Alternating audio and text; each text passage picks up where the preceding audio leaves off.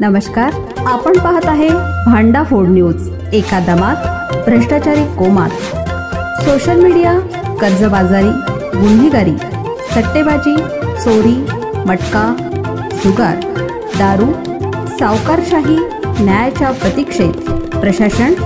भांडाफोड news, एका दमात भ्रष्टाचारी कोमात। हृदयद्रावा खड्ड्यात बस आपटली आणि इमर्जन्सी दरवाजा उघडला, पुढे भयंकर खड्डा। रत्नागिरी जिल्ह्यातून एक अत्यंत हृदयद्रावक आणि संतापजनक घटना समोर आली।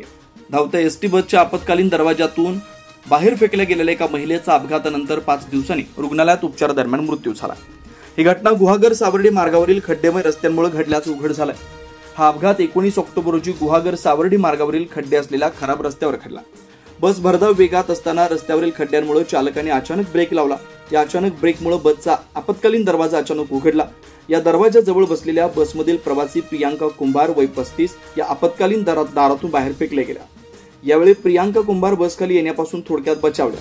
त्यांना तातडीने चिपळूण येथील रुग्णालयात दाखल करण्यात आलं। या अपघातात त्यांच्या डोक्याला गंभीर दुखापत झाली होती, मात्र उपचारादरम्यान 23 ऑक्टोबर रोजी त्यांनी अखेरचा श्वास घेतला। सहाय्यक पोलीस निरीक्षक एन पाटील यांनी माहिती दिली की अपघातानंतर एसटी बसचा चालक नितीन शिंदे आणि वाहक चांद नजीर शेख यांच्या विरुद्ध निष्काळजीपणाने वागल्याबद्दल गुन्हा दाखल करण्यात आला होता।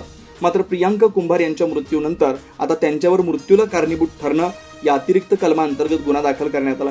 पोलिसांनी मृत व्यक्तीच्या कुटुंबियांना भरपाई देण्यासाठी औपचारिक प्रक्रिया सुरू केली आहे। तसेच ज्या आपत्कालीन दारातून महिला बाहेर फेकली गेली त्या दाराची तात्काळ दुरुस्ती करण्यात आली आहे। रस्त्यावरील खड्डे आणि चालकाचा निष्काळजीपणा यामुळे एका महिलेचा दुर्दैवी मृत्यू झाल्यानं या मार्गावरील सुरक्षिततेचा प्रश्न पुन्हा ऐरणीवर आला।